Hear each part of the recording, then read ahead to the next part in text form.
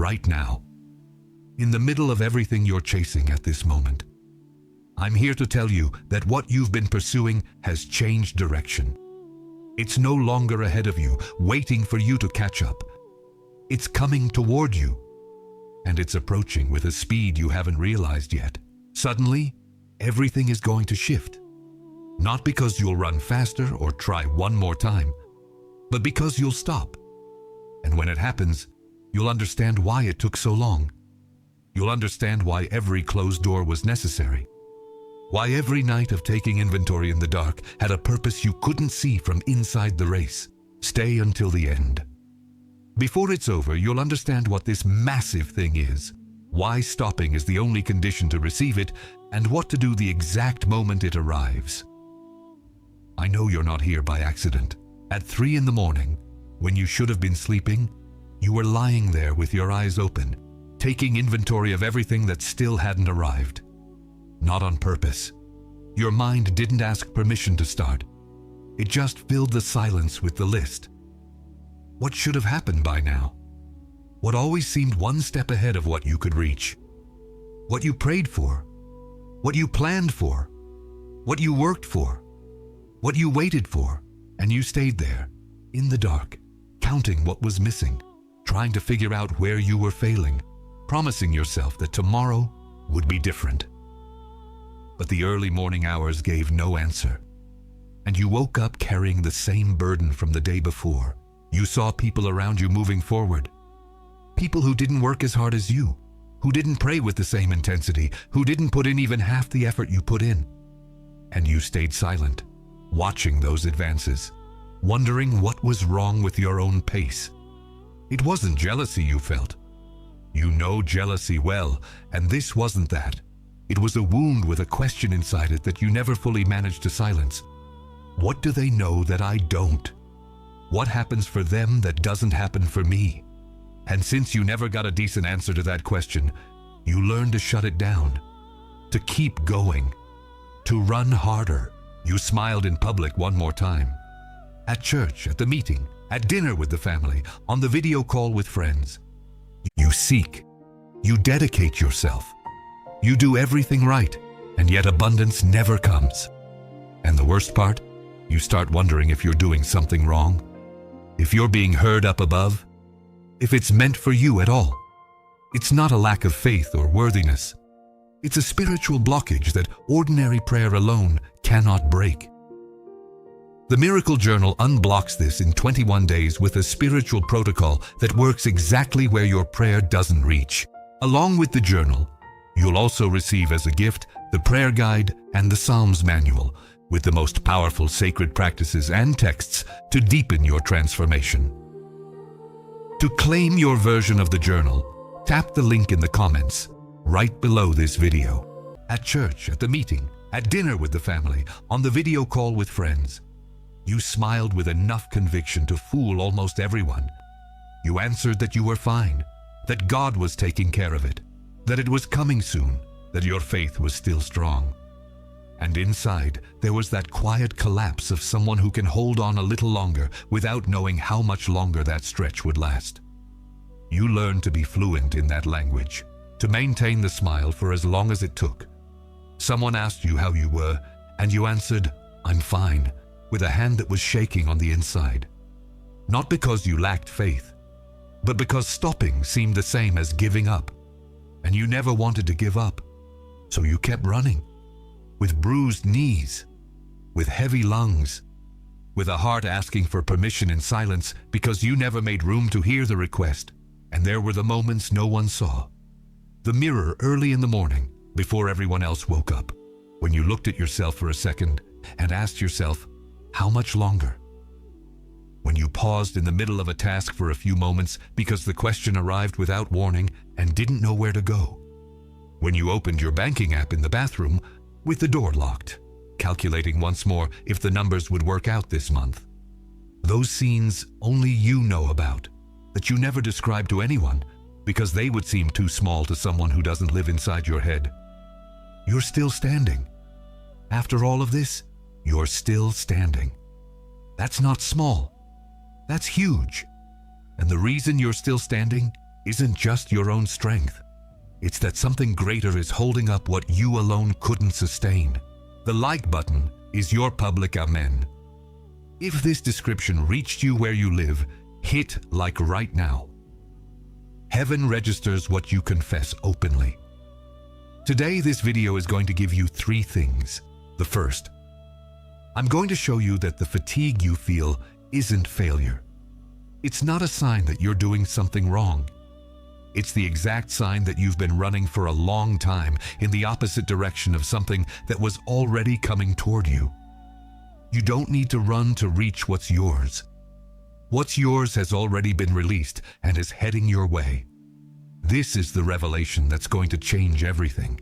The second, you're going to receive 3 concrete steps to stop chasing and position yourself to receive what's yours.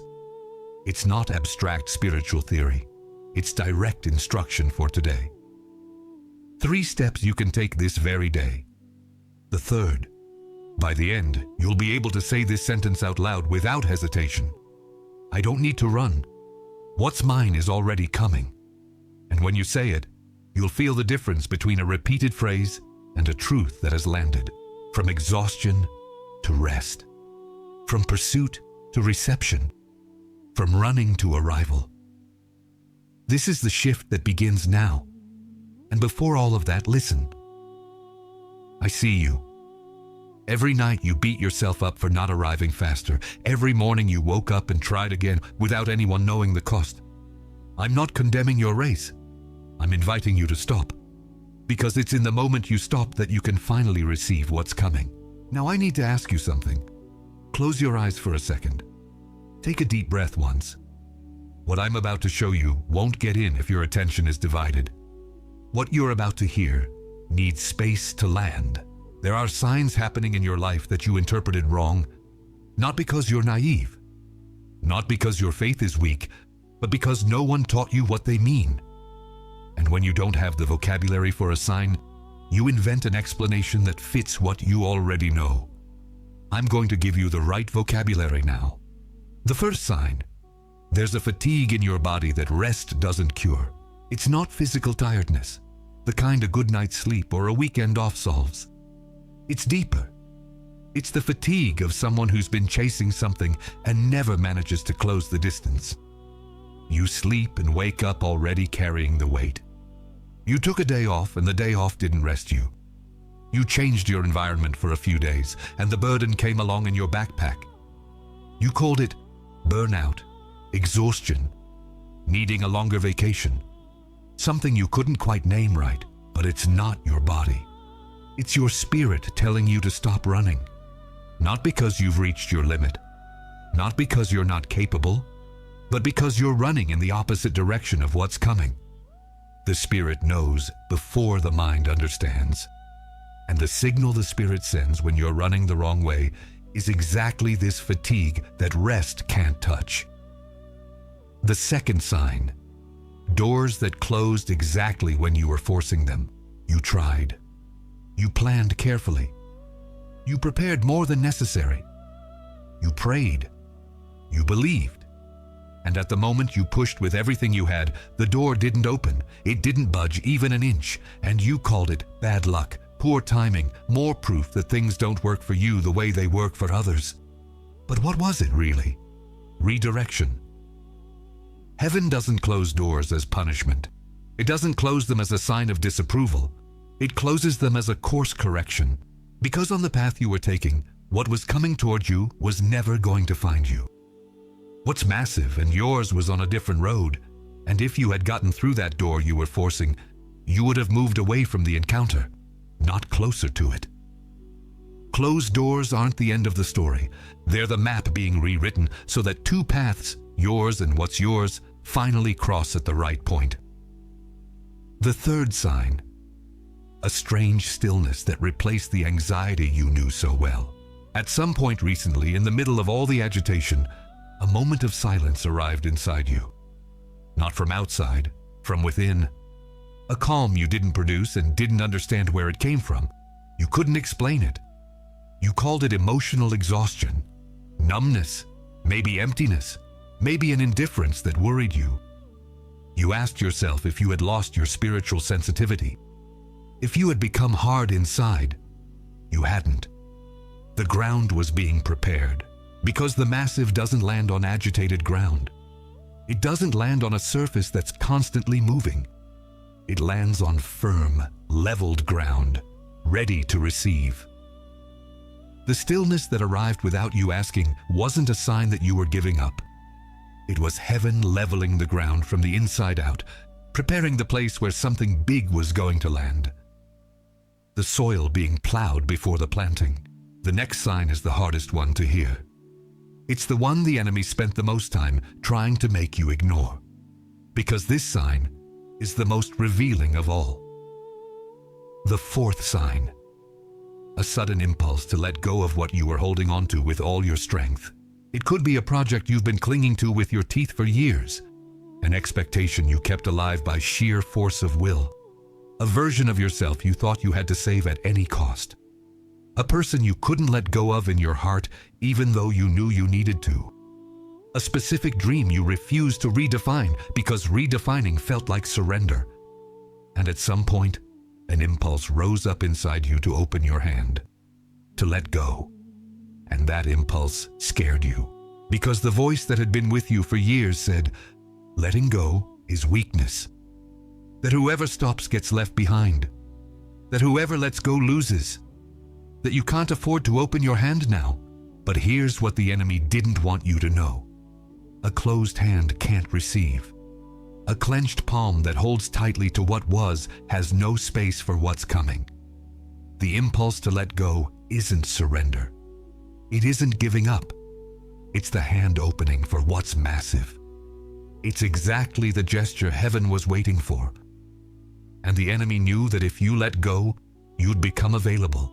So he spent years convincing you that letting go was weakness, that holding on was faith, that the persistence of gripping was virtue. But true faith opens the hand and waits with an open palm. Write free in the comments now if these signs describe what you're living through. Write free. Close your eyes for a second. Take a deep breath. What I'm about to tell you doesn't work if your attention is divided. There's a man in the Bible who ran harder than anyone, and he almost didn't make it out. Elijah was a prophet of fire. He had brought fire down from heaven in front of an entire nation. He had called rain after 3 years of drought. He had confronted 450 prophets of Baal alone and won in a way that has no human explanation. A man who saw the impossible happen through his hands repeatedly with a consistency that should have driven any ordinary person insane with gratitude and awe. And yet, right after one of the greatest victories in spiritual history, Elijah ran. Scared, exhausted, with the feeling that he had given everything and had nothing left. He went into the wilderness, lay down under a juniper tree, and told God that it was enough, that he had nothing more, that he wanted it all to end. The man who brought fire from heaven was asking to die under a tree. God didn't scold him. He didn't tell him he was ungrateful. He didn't list the miracles he had done and ask how he could be like this. He sent an angel, once to feed him, then a second time, and said only this: "Get up and eat, because the journey is too long for your current strength." Elijah walked 40 days to the mountain of God. He hid in a cave, and then God asked, "What are you doing here, Elijah?" A wind came that tore the mountains and shattered the rocks. God wasn't in the wind. An earthquake came. God wasn't in the earthquake. Fire came. God wasn't in the fire. And after the fire, after all the spectacle a human being expects to find God in, came a gentle and delicate voice, a soft breeze, almost imperceptible, the kind of sound a busy ear never catches, the kind of presence an agitated mind never registers. Elijah only heard the breeze when he stopped. The greatest was always in the breeze. The massive was never in the noise of the race. It was in the silence Elijah couldn't hear because he was constantly on the run. When he finally stopped in the darkness of the cave with nowhere left to run, there was the voice he had been looking for in the wind, the earthquake, and the fire. You won't find the breeze by running. You won't hear what's being said to you while the speed of the race is covering the sound.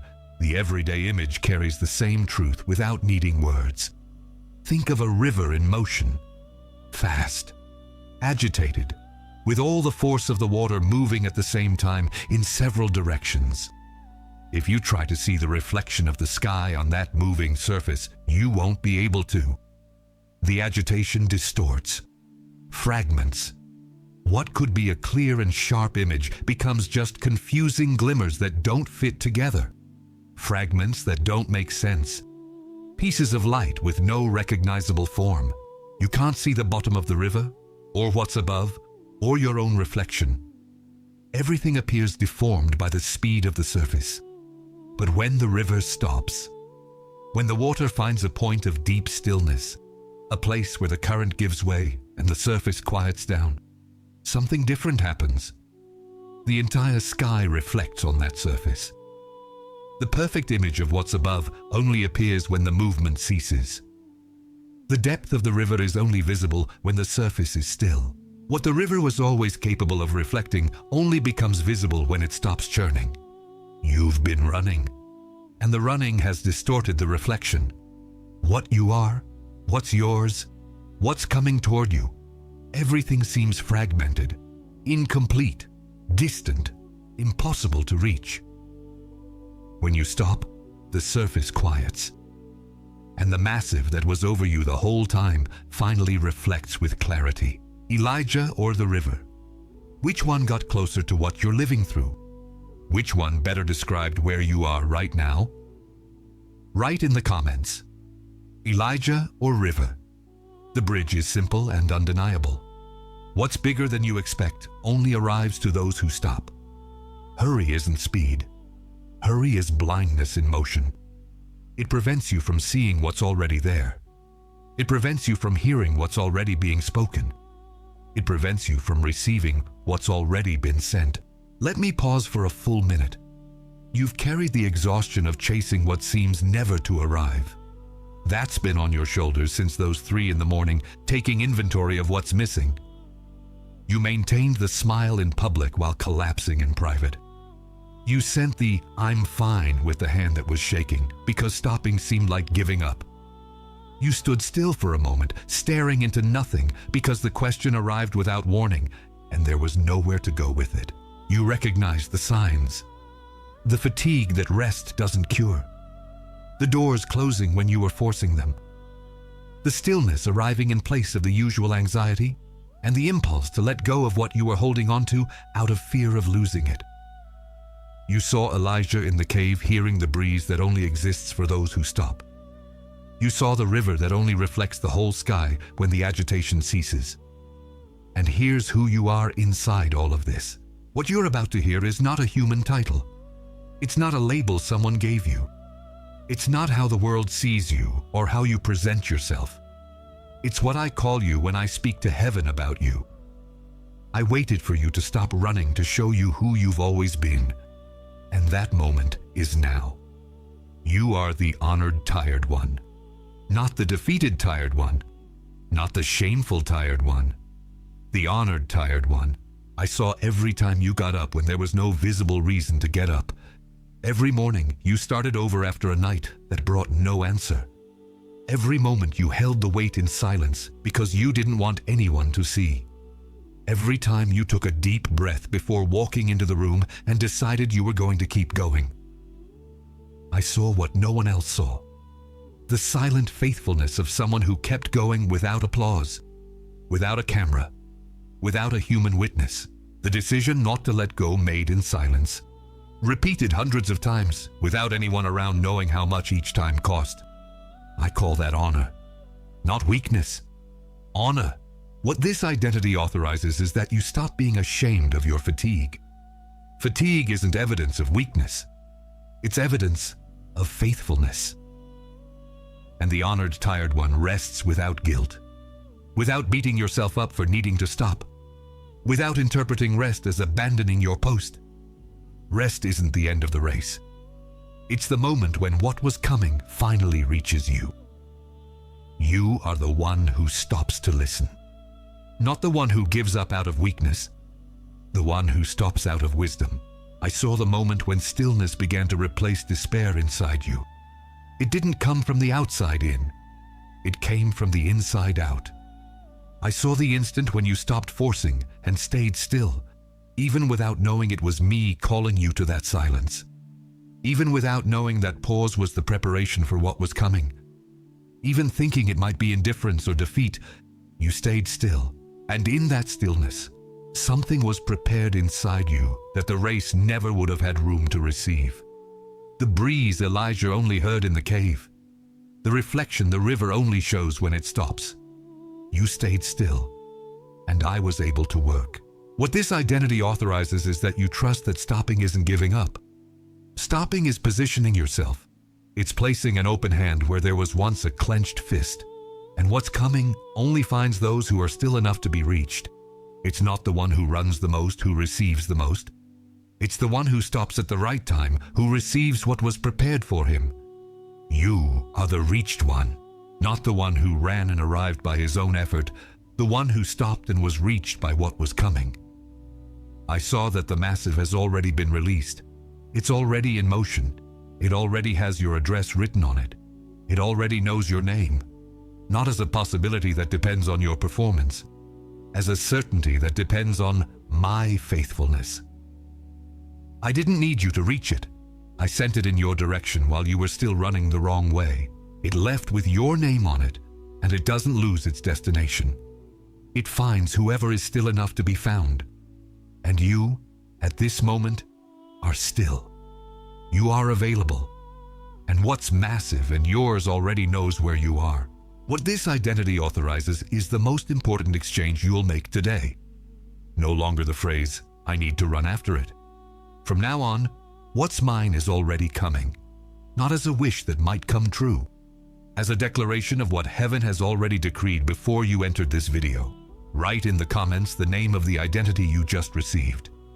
Write, the honored tired one, the one who stops to listen, or the reached one. And if you haven't subscribed to this channel yet, now is the time. What's being delivered here is for those who stay. I'm going to give you the protocol now. Its name is the stopping point. It's not a productivity technique. It's not meditation. It's a spiritual positioning with 3 practical steps. For today, first step, physically stop for a moment. Still today. It doesn't need to be a long ritual. A minute, 2 minutes. You're going to sit down or stand still with your feet on the ground. And in that moment of physical stopping, you're going to name out loud, in a low voice, what you've been chasing most intensely. The project, the person, the outcome, the version of yourself you were trying to build by running. Say the name out loud, as if you were telling heaven, I was running after this. Naming isn't abandoning. Naming is removing the power that unconscious running had over you. What you name, you stop carrying without knowing you're carrying it. Second step, consciously let go. Don't pretend it doesn't matter. Don't minimize how much it weighed in your life, but declare out loud that you stop chasing and open your hands to receive. The phrase can be as simple as this: I stop pursuing. I open my hands. An open hand isn't an empty hand. It's a hand ready to receive what's massive. It's the only posture that receives. An open palm is the opposite of a clenched fist holding on to what was. And what's coming only lands on an open palm. Third step, stay silent and attentive throughout the coming day, without forcing anything, without pushing any doors, without checking every hour if something has arrived yet, without creating urgency where heaven hasn't placed urgency. Just observe, with calm attention, what begins to approach when you're no longer running in the opposite direction. Because what was waiting for you to stop will start moving toward you with a speed that will surprise you. What couldn't reach you while you were running will find you when you're still. The confirmation sign of this protocol isn't euphoria. It's not an explosion of joy. It's not goosebumps or intense emotion that rises and falls. It's stillness.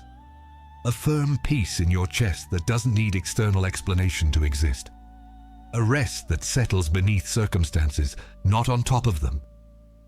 When that stillness arrives after the 3 steps, you'll know. The positioning has been received. The stop has been made. The massive knows where you are. Write received in the comments now if you're receiving this protocol. Write received. In the next 72 hours, 3 things will be launched against you. Not as a possibility, as a certainty. The first tactic is false urgency. A voice will arise saying that if you stop, you'll lose everything. That now is the moment to act, to move, to run faster, because whoever stays still falls behind. That others are moving while you're standing still. That you can't afford to rest at this specific moment. This voice will use the language of practical wisdom. It will sound responsible and reasonable. It will seem like it's on your side, protecting you from loss. But its name is a lie. The enemy knows that your stopping is the only condition for the massive to reach you. And all he wants is to put you back in motion before the encounter happens. The second tactic is guilt about rest. An impression will arise that stopping is laziness, that people of true value don't stop, that there are concrete examples of people who never rested and got there first, that your rest is a privilege you shouldn't have right now. This impression will use comparison as a weapon. It will take the identity of the honored tired one and try to turn it into shame. Don't let it. The rest of someone who has been faithful isn't weakness. It's a right. It's what heaven prepared for those who ran with honor until the turning point. The third tactic is fear of the void. The silence that comes after the race will seem strange at first. It will seem like something is wrong with you being still. That the void is proof of abandonment. That the stillness means nothing will arrive. That you've been forgotten. That stopping was a mistake. And it will try to push you back into agitation before the massive lands. Recognize this tactic for what it is. The silence isn't God's absence. It's the space God created for the delivery. Heaven preparing the landing strip. And there's a harder enemy than these 3 combined. It's the one that lives inside you and uses your own voice. Mature, reasonable, balanced. The voice that asks right after peace begins to settle, right after stillness arrives, and you start to believe that stopping is possible. What if I stop and nothing arrives? This voice uses your own language, your own tone, your own history of past disappointments as an argument. It turns budding faith into doubt, disguised as maturity. Know this voice by its name. It isn't prudence. It isn't discernment. It's the enemy using your own timbre to convince you that stopping is too risky. And it's his last line of defense, because he knows that if you hold out 72 hours with an open palm, what's coming will arrive. Write protected in the comments now. The decree has been sealed. Put your hand on your chest now. Feel the warmth of your own hand on your chest. Feel the heartbeat. Each beat is proof that heaven is still sustaining your life, still invested in your path, still has a plan in motion for you. Plant both feet firmly on the ground if you can. Breathe slowly. Once, one more, one more. I'm going to ask you to release 3 burdens before you finish this video. The first burden is the exhaustion of chasing what never arrived. You carried this for too long. Not because you were naive, not because you were weak, because you were faithful to a version of the struggle that heaven never asked of you. You gave of yourself what the wrong strategy demanded, and you gave it with honor. But this burden doesn't leave this room with you now. You hand it over here. The second burden is the guilt of feeling that stopping is giving up. You're not weak because you got tired. You're honored because you stayed on your feet. The fatigue you feel isn't evidence that you failed. It's evidence that you ran farther than you needed to because you didn't yet know you could stop. You didn't yet know that what you were seeking was coming in the opposite direction. That guilt has no more place in who you are. You can release it now. The third burden is the fear that if you stop, nothing massive will arrive. This fear has no real basis. It has a basis in the lie that was planted to keep you in motion when heaven was calling you to stillness. What's yours doesn't pass you by because you stopped. What's yours will find you exactly here, at this stopping point where you finally became still and available. Now listen directly from me. I was there at 3 in the morning when you stayed awake taking inventory of what was missing. I saw the list. I know every item that was on it. Every name, every expectation, everything that should have arrived and hadn't yet arrived. I saw the weight each item on that list carried. And I wasn't judging you for not arriving faster. I wasn't timing your progress with disappointment. I was right there beside you, in the silence of the early morning, waiting for the moment when you would become still enough to hear me. You thought you were alone in the dark with your list. I was there the whole time.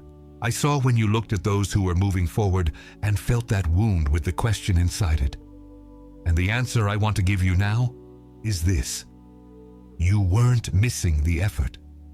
You were running toward the side you needed to turn away from. The massive that I prepared for you wasn't ahead of you, waiting for you to close the distance. It was behind you, coming to meet you, and the faster you ran in the opposite direction, the harder the encounter became. Not because I gave up, because you weren't still enough to be reached. I saw the "I'm fine" you sent with the hand that was shaking. I know what each of those 2 words cost you. I know how heavy it was to maintain the public smile while everything inside was wavering in silence. And I want you to know that you never had to sustain that alone. Every time you got up without knowing where the strength would come from, the strength didn't come only from you. I was carrying with you what you thought you were carrying alone. And here's what I need you to hear now, and never forget. You didn't need to run. What's yours was already coming.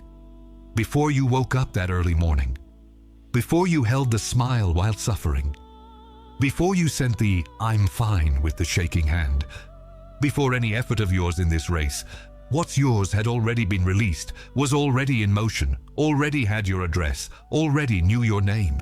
You didn't delay what's yours by getting tired.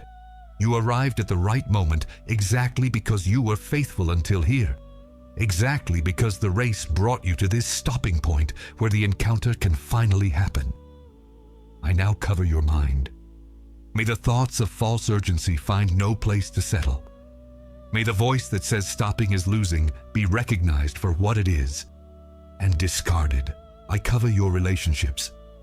May the right people arrive at the right timing without forcing, without needing running on your part for them to happen. I cover your timing. What's yours won't pass you by because you stopped. It will find you exactly here, at this stopping point where you finally became still enough to be reached, and I cover the area where you ran the most. That specific effort that consumed more of you than anything else. I know its name. I know how much you invested. I know what it cost. And I am acting there now, while you hear these words. While you stay still for the first time without feeling guilty about it. With your hands still on your chest, say out loud now, I stop now. What's mine is already coming to me. Say it for real, with your feet on the ground and your hand on your chest and your palm open. Because this sentence isn't a wish you're trying to turn into faith. It's a declaration from someone who has stopped running and become available to be reached. Say it again with conviction. Out loud. I stop now. What's mine is already coming to me. Write "done" in the comments now. One word. Done. Not as a channel habit, as a declaration from someone who received what was delivered here. Because it is done. Because you stopped.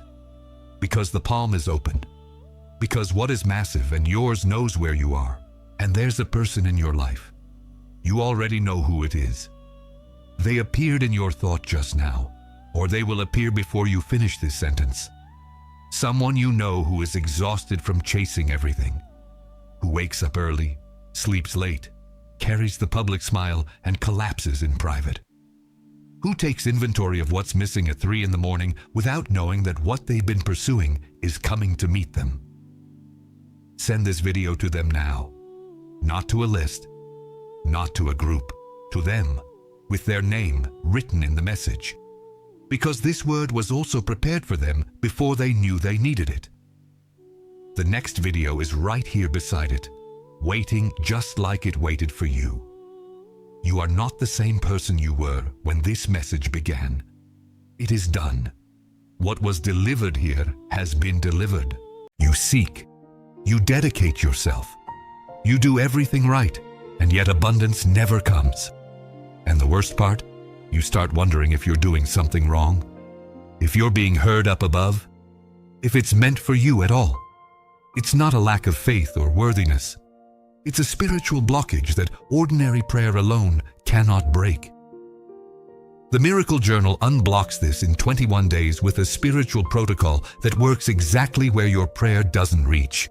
Along with the journal, you'll also receive as a gift the prayer guide and the Psalms manual with the most powerful sacred practices and texts to deepen your transformation. To claim your version of the journal, tap the link in the comments right below this video.